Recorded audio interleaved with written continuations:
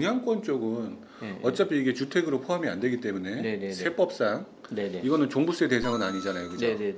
그런 면에서 앞으로 요 종부세 부분에서 약간 어려움이 있는 분들은 오히려 네네. 분양권 쪽을 한번 알아보는 것도 투자 방법 중에 하나지 않을까. 분양권은 이따가 뭐 제가 하나 네. 말씀드릴게요. 조심해야 되는 게 있는데 아, 일단 여기 한번 오케이, 여기 오케이, 있는 거 오케이. 먼저 보고. 예, 요거. 네네. 그래서 그리고 이제 다음. 요 다음에 보면 이게 법인 나오잖아요. 법인. 와, 지금 법인은 이거, 왜 문제냐면 네네. 이제 종부세는 아시겠지만 내가 가지고 있는 주택의 공시가를 다 더하고 6억을 일단 빼주잖아요. 그쵸, 그죠. 기존에는 6억까지는 비과세라는 비과세 거죠. 해줬지. 왜냐하면 종부세가 부자세죠. 그쵸. 부유세잖아요. 그죠. 그러니까 6억을 공시가 6억이 넘는 주택에 대해서 세금 내라라는 게 해당 법의 취지거든요. 그쵸, 그쵸. 근데 법인은 6억을 아예 안 빼줘요. 그쵸. 이거는 저는 개인적으로는 형평이 안 맞았다고 봐요.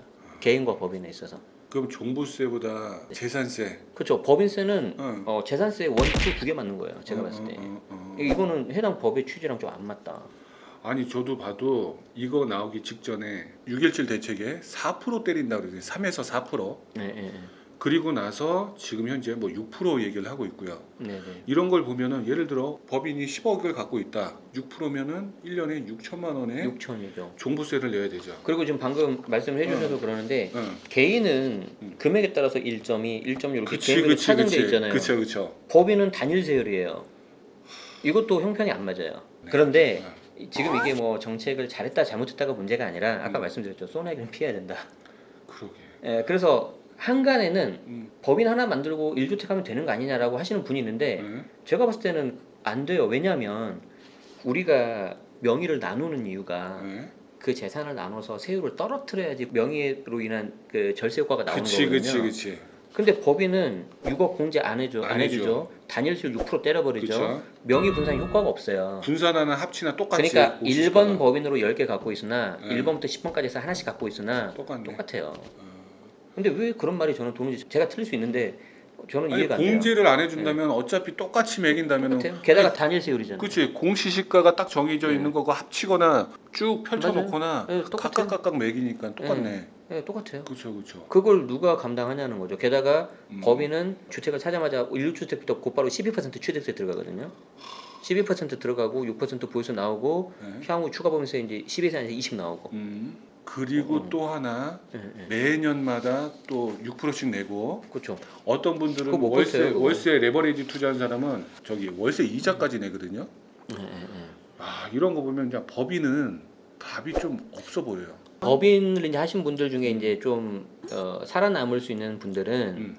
일단 법인 자체에 풍부한 현금 유보금이 많아야 되고요. 그렇죠. 법인 자체에 수익은 있어야 돼요. 예를 들어서 저는 항상 강의 때 말씀드렸는데 부동산 이거 매매 업만 해서는 힘들어요. 그러니까 법인 자체에서 내가 무슨 뭐를 팔든지 뭐 하든지 수익이 있어서 거기서 나온 돈으로 해야 되는데 그게 이 두 개가 안 되신 분들은 제가 봤을 때 당분간은 법인으로 투자하기가 쉽지는 않을 거다. 그러니까 수익으로 해지를 하는 거네. 대출 이자를 내든 아니면 그렇죠. 종부세를 내든 그렇죠. 해지 용도로 쓸 수 있다. 그리고 617에서 나온 것처럼 이제 법인은 지역 불문, 금액 불문, 대출 다 막혔어요 이제. 그러니까 5억짜리 내가 아파트를 사면 잘 보세요. 시뮬레이션 돌려드릴게. 지방에 5억짜리 아파트를 사요. 그렇죠. 대출이 안 나오죠. 그렇죠. 법인 자체에 5억이 있어야 돼요. 일단 그쵸. 거기서부터 안 되죠. 그치. 자 그러면 보통 우리 투자자들이 지금 현재 어떻게 하고 있냐면 이거 약간 좀 잘 들으세요. 예전에는 한 3억 정도 대출을 받고 2억을 법인에서 돈이 있어야 되는데 안 되니까 대표한테 빌려서 가수금으로 집어넣었단 말이에요. 그렇죠. 근데 대표가 2억이 있어서 집어넣으면 괜찮아. 그치. 근데 대표도 2억 있을까? 보통 없어요. 없죠. 그럼 이 2억을 어디서 가져오죠? 보통 주변에서 땡겨요. 그쵸. 그 땡기면서 이 2억이라는 자금에 대해서 증여 이슈가 나올 수 있어요. 자 그러면 이 법인을 잡으면서 이렇게 증여 이슈가 나올 수 있어요. 이거 되게 조심해야 돼요. 이해되시죠? 이해될 것 같아요. 근데 법인은 개인보다 훨씬 더 투명하기 때문에 요거 금방 볼 수 있어요. 자 100번 양보해서 2억 있다고 가정해요. 자 5억을 때렸죠. 땡겨놨어. 자 취득세 얼마? 12% 6천만 원. 6천만 원. 일단 6천 내고 시작하는 거예요. 6천 내고 시작하고. 그리고 이 5억에 대해서 공시가가 3억이라고 가정해 볼게요. 네. 3억에 6%. 6318 1년에 1,800만 원. 1,800. 자 그럼 아까 6천하고 1,800, 7,800 나갔죠. 7,800. 자 얘가 이제 올라줘서 1억이 올랐네. 예. 1억이 오르면 1억에 대해서 법인세가 10% 나오거든요. 그럼 1,000만 원 나오죠. 그쵸. 그리고 법인 양도 차익에 대한 추가 법인세가 20% 나와요. 3,000 나와요. 그렇죠. 그러면 아까 3,000하고 7,800 더니까 1억 800이죠. 그렇죠. 내가 1억이 벌어도 남는 거 없어요. 수익률이 굉장히 올라가야 야, 되지. 나 그건 생각 못 해봤네. 한번 계산해보면 나와요. 어, 그러니까 5억짜리 했을 때 1년 한 바퀴 돌렸을 때 최소한 1억 5천 정도 나와야 뭔가 좀 남아요 손에. 그래도 요만큼이네. 그래도 조금 남아요. 조금 남았네. 자 근데 그 리스크를 내가 안고 산다? 아 그리고 이 보도자료 이거의 그 정말 큰 효과가 뭐냐면 우리가 이제 뭐 언론사에서 뭐 특히 연예인들 막 해가지고 법인을 해가지고 막 때렸잖아요. 그렇죠. 뭐 이게 꼭 그게 탈세는 아닌데 우리 정세에 안 맞잖아요. 음. 그러니까 이제 일단 법인 이꼴 나쁜 놈 이게 딱 머릿속에 있단 말이에요. 임차인들이. 그러면 이제 투자자들 입장에서 이걸 가지고 법인했을 때 굉장히 세 맞추기 힘들 거예요. 그런 효과가 또 있어요. 그래서 그 임차 맞추기 힘든 리스크가 있고 내가 그걸 했을 때 기존보다 훨씬 더 많은 수익률을 내야 되고 그런 거가 있을 때 쉬어가는 것도 저는 방법이라고 생각해요. 예. 지금 잠깐 생각이 들었는데 잘 봐. 저 이 생각을 했어. 예. 법인세를 내야 된단 말이에요. 예를 들어 뭐 공시가 5억짜리다. 5, 6, 30 1년에 3천만 원을 내야 돼. 종부세. 네. 그러니까 법인이 5억짜리 아파트를 갖고 있고 그걸 세를 줬어. 네네네. 전세를 준 상태에서 네네. 그래서 3천만 원을 내야 되는데 3천만 원을 못 내. 3천만 원을 못 내면 그거 경매에 넘어갈 거야. 자본 잠식이 되죠. 왜냐하면 그 자기 자본금하고 유보금에서 풍부한 현금 있는 상태에서 그래서 제가 아까 수익은 있어야 된다는 거예요. 만약에 최악으로 예. 그게 국세를 못 낳게 되면은 최우선 면제금이 국세가 1순위 아닌가요? 세입자가? 당해세라고 있는데 하도 오래 공부한 지가 오래돼가지고 잘 기억이 안 나네요. 아무튼 되게 우선하는 세금이 있어요. 그렇죠. 그 부분이 있으면 세입자 입장에서 엄청 꺼릴 것 같은데. 그러니까 그런 거를 설령 세입자가 모른다 하더라도 지금 이미 언론하고 이런 보도 자료가 나가면서 법인 이꼴 나쁜 놈, 투기꾼 이렇게 돼 있다 등식이 성립됐단 말이에요. 그렇기 때문에 특히 지방 같은 경우에는 좀 싫어하는데 더 싫어하죠. 그래서 이제 그래도 이제 이거를 막 어떻게든 꾸역꾸역해서 하시는 분이 있는데 그렇게 했는데도 불구하고 수익률이 굉장히 낮기 때문에 한번 생각해볼 필요가 있다는 거고 일단 그거는 이제 투자하시는 분들 입장에서 그런 거고 일단 그분이 문제가 아니에요. 그분들이 많이 벌려놓으신 분들 이분들이 문제예요. 많이 벌려놨는데 등록을 안 해놨어요. 6.17 전까지. 그럼 이제 종부세 다 내야 되는 건데 이걸 내가 계산해보면 정말 잘못하면 몇 천만 원 나와요. 그냥 몇 천만 원 나올 것 같아. 수량이 많으면 많을수록. 몇 천만 원 나오기 때문에 한 번쯤은 그거 정말 감당할 수 있는지 생각해 보시고 예를 들어서 내가 좀 극단적으로 한 10개 투자하고 있다. 그 중에 하나에 대한 순수 뭐 차이가 한 1억 정도 벌었다. 전부 다 세금 나간다고 보셔야 돼요.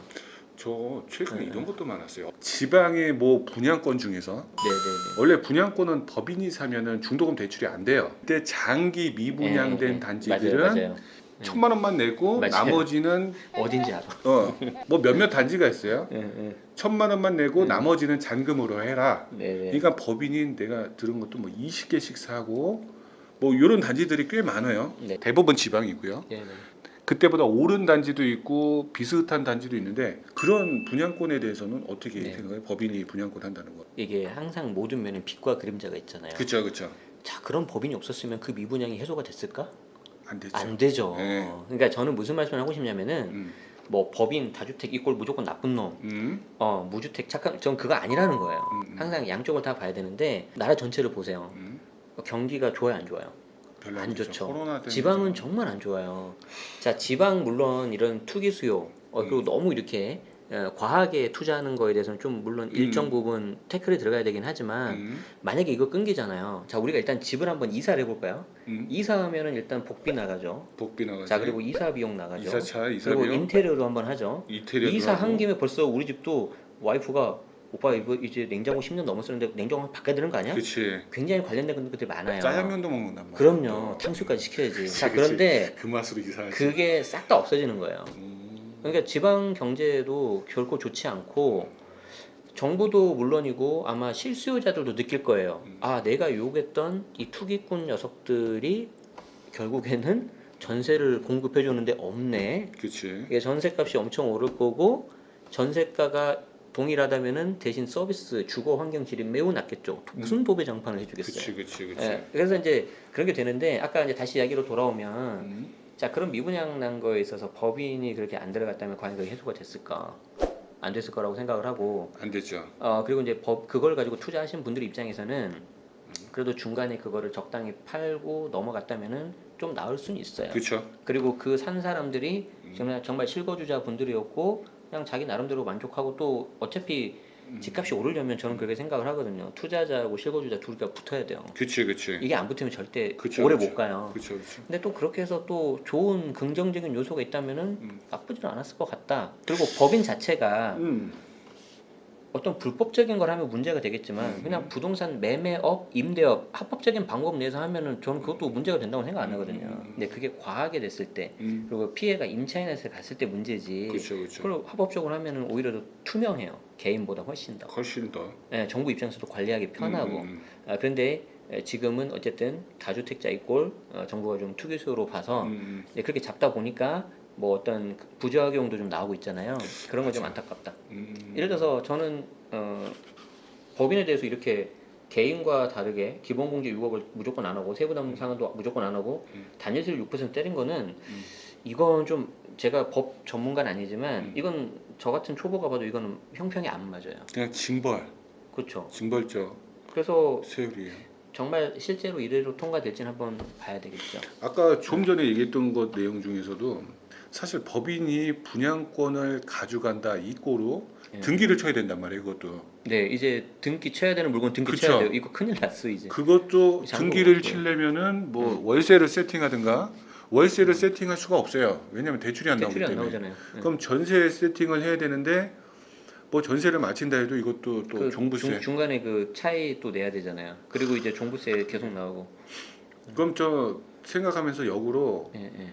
내 집 마련을 나중에 법인 물건을 받으셔서 좀 저렴한 거. 법인 절세 매물이 무조건 나오는데 무조건 나올 수밖에 없어. 올해 하반기로 갈수록 한 번, 음. 그리고 내년 6월 1일 보유세 과세율이 되기 전에 한 번 나오는데 단 조심해야 되는 게 뭐냐면 투자자들의 성격 아시잖아요. 네. 안 좋은 것부터 던진단 말이에요. 맞아. 그러니까 이제 그걸 내가 보고 아까 우리 취득가 4억 저것처럼 네. 무조건 싸다고 실수요자분들이 덥석 물면 안 된다는 거죠. 맞아. 그 중에서 옥석을 가려야 돼요. 맞아. 그러려면 내가 관심 단지 몇 개 찍어놓고 기준점 딱 잡아놓고 나는 요 가격에 들어오면 잡는다. 그런 기준이 있어야 돼. 내가 여기 계신 분들 팁 하나 드리자면 그런 물건을 우선 리스트를 만들어야 돼. 맞아요. 리스트를 만들고 P를 봐. 프리미엄이 얼마나 붙었지. 맞아요. A 단지는 8천이 붙었어. B 단지는 4천, 6천. 근데 C 단지는 무피야. 그럼 절대 무피 잡으면 안 돼요. 어디 1억짜리에서 반값 나올지 모르겠지만. 맞아요. 그런 게 맞아요. 그러니까 싸다고 무조건 덤비면 안 돼. 그러면 안 돼. 싸다고 덤비면 안 돼. 예. 그리고 마피도 조심해야 돼. 싸는 거는 싼 이유가 항상 맞아요. 존재하니까. 맞아요. 그래서 뭐 그건 분양권이나 구축이나 똑같아요. 똑같아요. 예. 그래서 항상 그 모니터링해서 자기 딱 그 대출 나오는 거랑 현금이랑 뭐 밑에 보증금 다 해서 요 정도 박스에 들어오면 산다. 근데 이때 조건은 뭐 최소 몇 층 돼야 되고 1층은 안 되고 뭐 향은 어떻게 해야 되고 딱 그게 그치, 있어야 그치, 돼. 그치, 그게 그치. 있어야 돼. 그래서 기준이 굉장히 있어야지. 준비를 해야 돼요. 저랑 같이 일하는 최 PD가 그러더라고요. 한수님 그런 단지 어디에 나와 있어요? 라고 저한테 역으로 물어보더라고요. 네.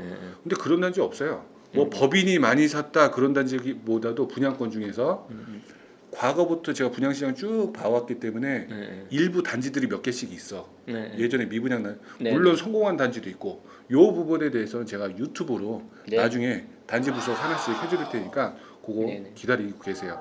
금매도 살 수 있어. 자 이제 우리가 법인세에서 시간 엄청 오래 갔네요. 그만큼 할 말이 많은 거야. 네, 맞아요. 사실 법인 투자하는 사람 엄청 많으니까. 네, 그렇죠.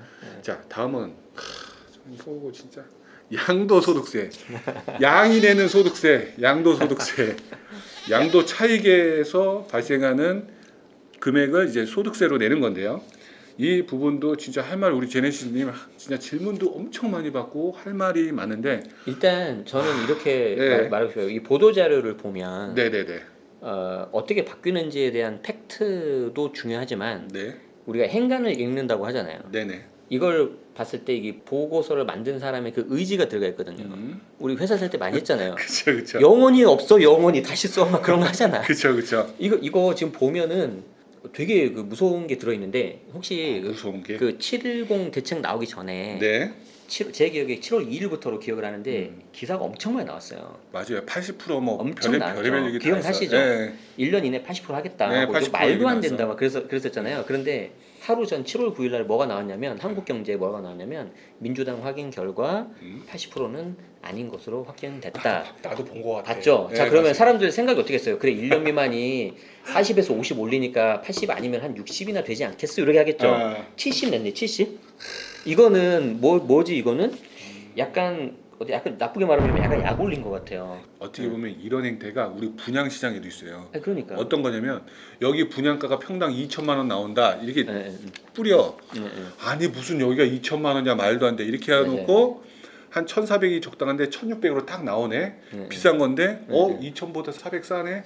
요렇게 가는 요 전략. 그러니까. 이것도 마케팅 전략인가 봐요. 네, 그래서 이거 지금 70 딱 보자마자 기분이 굉장히 불쾌했고 일단 1년 미만 있다가 팔면은 투기 수요로 보겠다는 건데 이제 이런 건 이제 어떤 분들이 실수하냐면은 오히려 실거주자분들이 실수해요. 내가 이제 집을 샀는데 내가 집을 샀어. 예를 들어서 뭐 집에 하자가 있거나 잘못 샀을 수도 있잖아요. 그렇죠. 그럼 이제 잠깐 얼른 팔고 또 가고 싶은데 나는 그런 문제가 있어서 팔았는데 정부는 그렇게 안 본다는 거죠. 1년 이내 팔았으니까 넌 투기 수요야 이렇게 본다. 그래서 70%거든요. 지방세 하면 77%. 77%. 그리고 1년 넘어서 2년이 안 되면 60. 그리고 2년 돼야 기본세율 6에서 42%고 그렇죠. 또 하나 깜짝 놀란 게 옆에 있는 분양권. 분양권은 1년 미만 70, 2년 넘어서 20년 돼도 60. 이 말은 이제 분양권이 이제 더 잘 아시겠지만 전매 제한 때문에 좀 거래가 힘들잖아요. 그렇죠. 그런데 2년 넘어도 기본세율 안 하고 60을 한다는 60. 거는 이제 분양권 가지고 사고 파는 거 하지 말아라 이제 이런 거죠. 자, 우선 주택과 입주권의 네, 70부터 네. 볼게요. 70. 거의 77%. 네. 1년 이내에 많이 올라서 판다면 77%면 거의 복비 내고 남는 취득록세에서 뭐 공제한다고 해도 남는 게 없어요. 그렇죠. 그러면서 저 이거 딱 보면서 느낀 게 뭐 안 팔면 되겠다 이런 생각 들었어요. 또 여기에서는 합산과세가 안 붙잖아요. 여기 단위과세. 합산 안 하죠. 왜냐하면 합산해가지고 오히려 세금이 내려갈 수가 있잖아요. 그치. 안 해줘. 안 해주죠. 네. 70, 60이면 솔직히 주택은 무조건 2년을 가져가야 되겠다라는 생각이 저 들었어요. 그리고 저 하나 이 생각 들었는데 이것도 가능할까? 사실 다운 계약이라고 있어요. 다운 계약. 다운 계약도 어떻게 보면은 이번 대책으로 인해서 살아날 수 있겠나? 아 근데 저는 추천드리고 싶지 않은 게 지금 정부의 정보력이 여러분들 상상을 초월해요. 그런 뭘로 보냐면은 우리 주변에 지금 많이 보고 있어요. 맨날 9시 뉴스에 뭔지 알아요? 코로나. 일단 코로나 누구 확진되죠. 바로 나오죠. 그쵸, 동선 나오고 그때 동선 나올 때 뭘로 보죠? CCTV, 교통카드. 그리고 그 다운 계약서 그런 걸 할 때 뭐가 이제 문제가 되냐면은 자 만약에 내가 예를 들어서 내가 A라는 아파트를 살려고 하는데 여기를 다 다운 써야 되는데 보통 부동산에서 그렇잖아요. 그쵸. 여긴 다 해 괜찮아 그러잖아요. 괜찮은 거 아니에요. 내가 다운 계약서 썼잖아요. 그러다가 나중에 이제 뭐 내가 매수자면은 나중에 매도자가 문제가 됐든 내가 됐든 둘 중에 하나 걸리면 이제 나오잖아요. 그쵸. 그리고 정부의 데이터가 이게 전부 다 한다 하더라도 중간에 튀는 가격이 있어요. 그거 보고 잡아낸다 하더라고요. 저도 들어보니까. 여기 계신 분들 우리 네. 제네시스님 네. 말씀처럼 다운 계약이 어떻게 보면 6억이 올 수도 그럼요. 있어. 근데 뭐가 문제냐면 음. 내가 다운 계약 썼다가 만약에 예를 들어서 걸려요. 그럼 과태료를 내거든요. 그렇죠. 그게 보통 취득세 3배 이내에서 내요. 그럼 이제 거기서 끝나면 상관이 없어요. 왜냐하면 뭐 나는 비록 다운 계약 썼지만 새 그쵸, 아파트고 그래 아유 뭐 집은 하나만 있으면 되지 여기서 행복하게 살자. 그리고 이제 행복하게 한 10년 살고 비과세 받자. 비과세가 안 돼. 비과세가 안 돼. 그러니까 그런 불법 그런 거는 하지 마시고. 맞아요. 제가 네. 질문을 드린 게 분명히 여기서 6억이 올 수도 있을 것 같아서 제가 한번 탁 던져봤는데 우리 제네시스님께서 아주 친절하게 잘 설명해 주셨는데 그리고 정부의 정보력이 어마무시한 게 이제 뭐 이건 좀 다른 이야기인데 뭐 세대 분리 막 그런 거 할 때 쉽게 말해서 제일 많이 실수하시는 것 중에 하나가 나 여기 전입해놓고 나는 뭐 좀 약간 집 왔다 갔다 하면서 하면 되지 않겠어라고 뭐 그러잖아요. 절대 그런 거 안 돼요. 왜 그러냐면 우리 아까 그 앞에 이야기로 돌아갔을 때 요즘에 세금이 안 거치고 있다 그랬잖아요. 그러네. 그래서 세금 모자르지. 세무 공무원들이 아주 FM대로 세무 공무원 정말 일 많거든요. 근데 이제 정말 FM대로 하시면서 예를 들어서 이런 걸 한대요. 정말 실제 거주했는지 안 했는지를 알기 위해서 그 분한테 통신사 연락을 해서 통신 기지국 발신 내역 좀 달라고 하세요라고 한대요. 그러면은 그게 딱 보면은 기지국이 땡땡땡 동이 다 나와. 아 여기 현안사님 광명이라고 하셨는데 왜 통신 기지국이 맨날 강남이에요? 이렇게 하면 할 말이 없는 거예요. 이 부분에 대해서 여기 계신 분들 항상 우리 제네시스 박님 명심해주고 대한민국은 IT 강국이에요. 네, 분양권에서 70, 60 사실 이 부분에 대해서 저도 할 말이 좀 있는데 그냥 제 개인적인 생각. 네네. 사실 1년 이내에 77이라고 해죠 그냥. 네네네. 77%. 이러면 매도 못해요. 그렇죠. 매도 못하고 사실 다운 계약 유혹에 넘어갈 수밖에 없을 것 같다는 생각도 들었어요. 맞아요. 그리고 1년 이상 그리고 등기 전까지는 또 66%란 말이에요. 이거 보면서 뭐 다운 계약 유혹과 양도세도 매수자보다 이런 유혹이 있을 수 있으니까 우리 방송 보시는 분들은 이런 거 좀 불법적인 거는 최대한 안 하셨으면 좋겠고요. 이 양도세가 높다 보니까 요즘 어떤 얘기가 나오냐면 네. 안 팔아. 그렇죠. 이런 얘기가 많이 나요. 안 팔아. 그러니까 이제 점점 아까 1년, 2년 저것도 그렇고 시장의 매물이 더 잘 안 나올 거예요. 묶이는 거죠. 아니 진짜 정부가 저도 이번 대책을 보면서 제일 아쉬운 게 누르면은 이게 터져나갈 수 있는 통로를 좀 만들어줘야 되는데 이거 위로 누르고 앞으로 막아버리고 그냥 부글부글 끓게 만들더라고. 네네네. 표현이 그런 것 같아요. 네.